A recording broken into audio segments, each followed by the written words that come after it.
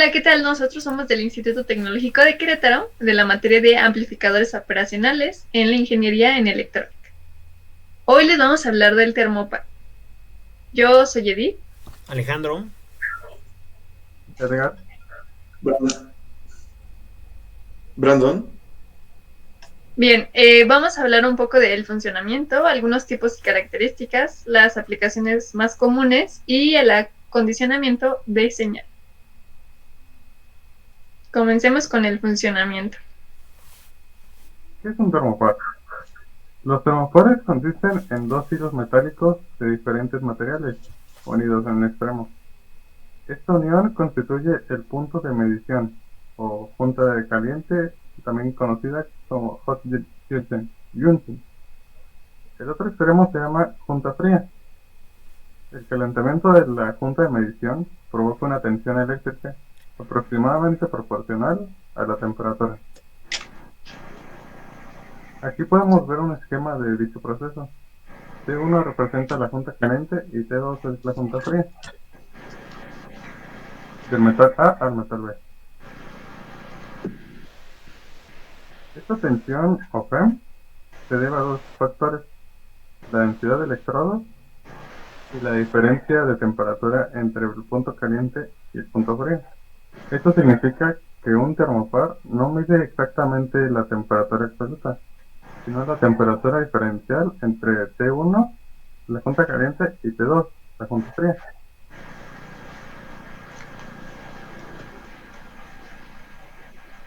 ¿Cómo se mantiene el valor de la temperatura absoluta?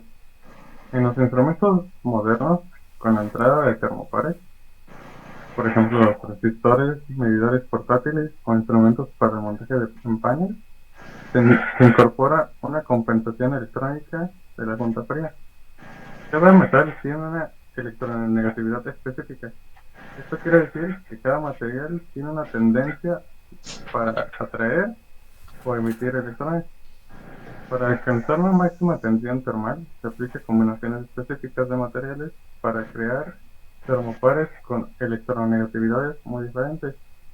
Estas combinaciones de materiales tienen ciertas limitaciones, debido, por ejemplo, a la temperatura máxima de aplicación. La mayoría de los errores de medición son causados por uniones no intencionales del termopar. Se debe a tener en cuenta que en cualquier contacto entre los dos metales distintos creará una unión. Si lo que se desea es aumentar la longitud de las guías, se debe de usar el tipo correcto de cable de extensión. Así, por ejemplo, el tipo K corresponde al termopar tipo K. Al usar otro tipo de cable, introducirá una unión termopar. Cualquiera que sea el conector empleado, debe ser hecho del material termopar correcto y su polaridad debe de ser la adecuada. Tipos y características. Los termopares se pueden clasificar en básicos o nobles. Los termopares básicos son los tipo J, K, T y E. Son más económicos y son habituales en aplicaciones industriales con menos exigencia referente a la exactitud. En cambio, los termopares tipo R, S y B son termopares nobles, que se utilizan sobre todo en la industria de proceso en aplicaciones con elevadas temperaturas. Los colores dependen del material que se utilice. Por ejemplo, el tipo B necesita para su cable positivo platino y 30% de rodio. Del otro lado, el cable negativo necesita platino y 6% de rodio. Así sucesivamente con los demás tipos de termopares.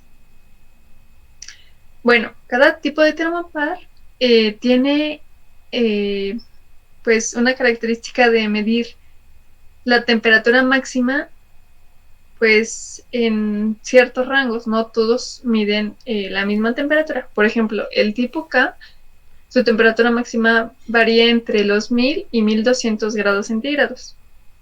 Por otro lado, el tipo T mide hasta 350 grados centígrados. El J, 750, el S, 1600 el N entre 1000 y 1200, el R 1600, el E entre 800 y 900 y por último el B hasta 1700. Cada tipo de cable de estos termópares tiene un color que los hace pertenecer a un material. Por ejemplo, ya habíamos dicho que el K necesitaba platino y rodio. Y pues bueno, sus colores son amarillo y rojo. Y bueno, su forro también del exterior tiene cada uno un color determinado. Aislantes o protectores. Los cables termopar normalmente se componen de dos capas de aislante, una individual y en cada polo una total que cubre ambos. En ocasiones, para protegerlos de algún golpe o doblez excesivos, se utiliza una malla de acero inoxidable. El cable puede estar cubierto con aislantes de diferentes tipos y para distintos rangos. Estos aislantes pueden soportar desde la exposición al agua, a la humedad o resistencia al calor. Y en general, puede decirse que los aislantes para cable de extensión son los siguientes. PVC, el cual soporta temperaturas de hasta 105 grados centígrados, es económico, soporta soluciones ácidas, ambientes húmedos, normalmente son antiflama. El FEPS es un aislante, es uno de los más comunes, su rango de temperatura oscila entre los menos 200 hasta los 200 grados centígrados y es excelente para resistir solventes, ácidos, atmósferas húmedas o flamables. El Kapton es muy similar al FED, pero con la ventaja de que maneja un rango pues más grande, que va desde los menos 267 hasta los 350 grados centígrados. La fibra de vidrio es ideal para temperaturas de hasta 400 grados centígrados. En este caso tenemos que es muy pobre para precisión de agua y no es tan bueno para atmósferas húmedas, pero sí para altas temperaturas. La fibra de vidrio con malla le encontramos que es uno de los aislantes más usuales y la diferencia con el anterior fibra es que la malla protege al cable para que no se deshile fácilmente y así pues ayuda a protegerlo de golpes, lo que ayuda a alargar la vida útil pues también del mismo termopar. La fibra cerámica es un aislante que aguanta más temperatura, ya que soporta hasta los 1000 grados centígrados y a temperatura constante y picos de hasta 1250 grados centígrados. Es necesario que se utilice con el cuidado necesario, ya que pues corre el riesgo de aislarse al momento de la instalación. Bueno, ahora comenzaremos con algunas aplicaciones. ¿Dónde se aplican los termopares? Bueno, básicamente los termopares son dispositivos de instrumentación que tienen un rango de aplicación muy amplio, ¿no?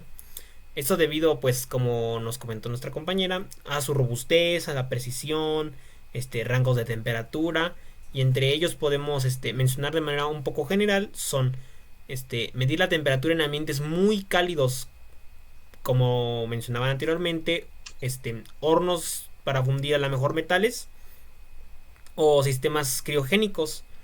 Y pues ahora sí que hay que tener en cuenta también el aislante, ¿no? Según la aplicación que se le vaya a dar. En este caso pues a lo mejor quedaría el cerámico para protegerlo. Sistemas de calentamiento industriales o de servicios como calderas de vapor, ¿no? Para mover una turbina en una central eléctrica, inclusive en una central nuclear, ¿no? Para medir la temperatura del gas o del agua, generalmente para condiciones muy extremas, ¿no?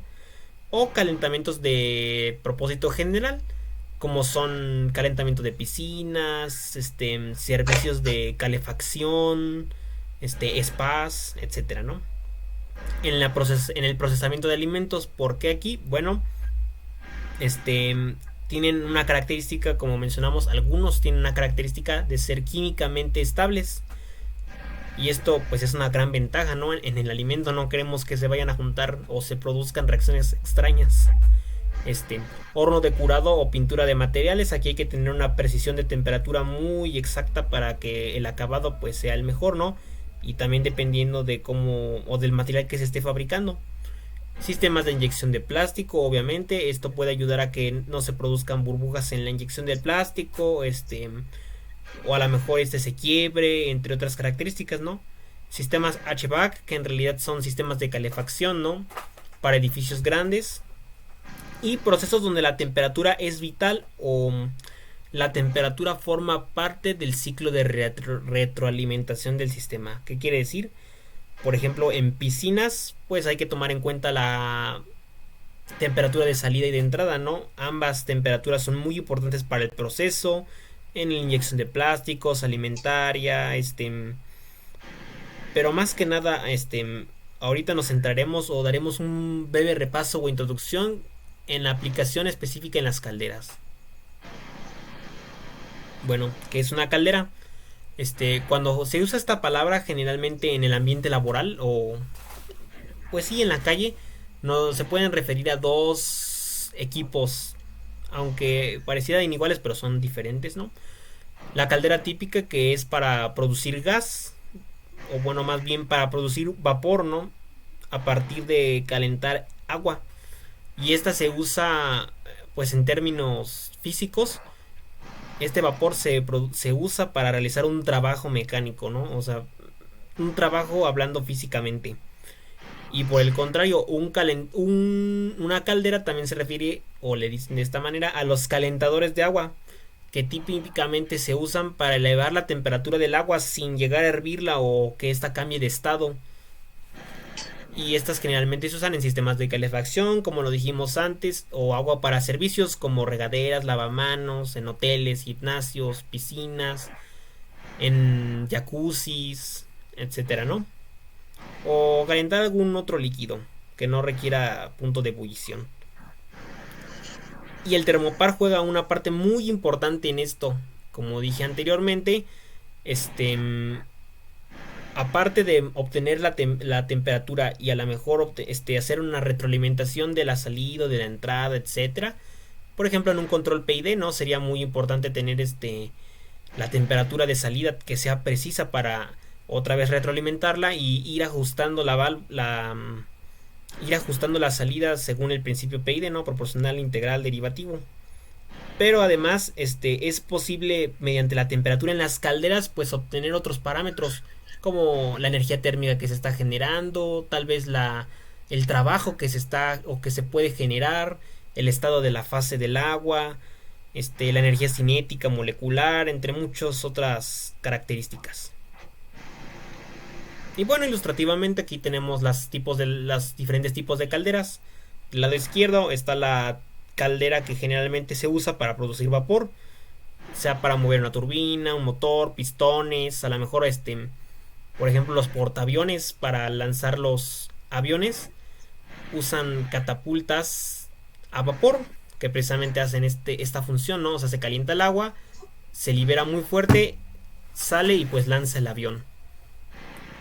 O la caldera de servicios generales, como las dos que restan, ¿no? Estas generalmente pues se utilizan para calentar agua de piscinas, de spas, de servicios o de algún otro líquido.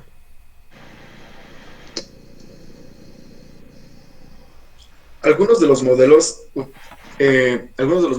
de los termopares tienen una función de linealidad muy pobre, lo que hace que el uso de un acoplamiento de señal sea necesario.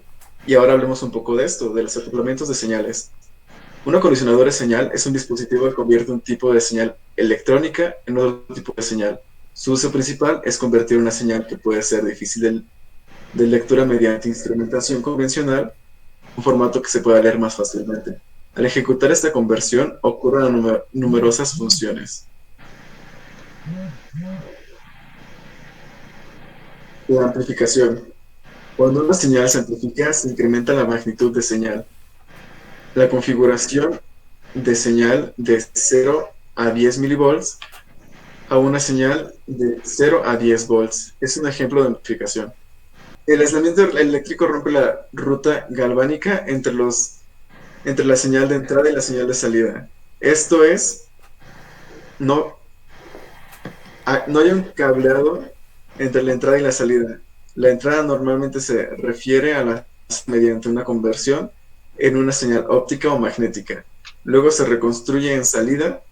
Al romper la ruta galvánica entre la entrada y salida, se impide que la señal no deseada de linealidad de entrada pase hasta la salida. Se requiere aislamiento cuando se hace una medición o en una superficie o con un potencial eléctrico muy por encima del suelo. El aislamiento también se usa para evitar ciclos en tierra. Linealización. Convertir una señal de entrada no lineal en una señal de salida lineal. Esto es común para señales de termopar. Excitación. Muchos sensores requieren una excitación para funcionar. La calibración de tensión y RTD son dos ejemplos comunes. En la tabla se pueden observar algunas de las especificaciones de distintos termopares, acompañados de sus rangos típicos, su sensibilidad y su designación estándar. En la gráfica se muestra una relación de temperatura con el voltaje muestreado a la salida del dispositivo.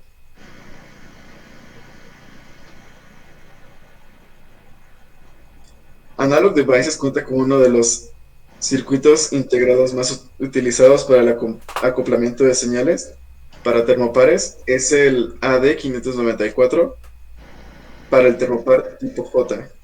Cuenta con un amplificador de muestreo, un amplificador de instrumentación y un compensador lineal, una salida de alerta, de ruptura o desconexión. Es alimentado a más o menos 5 volts y suministra una señal de salida de 10 milivolts por cada grado centígrado. El modelo IB51 aislado tiene una solución completa para todas las utilidades industriales. Y bueno, Eso es estas todo, son nuestras compañeros. referencias. Gracias por su atención. Estas Esto. son nuestras referencias bibliográficas. Gracias por su atención. Hasta la próxima.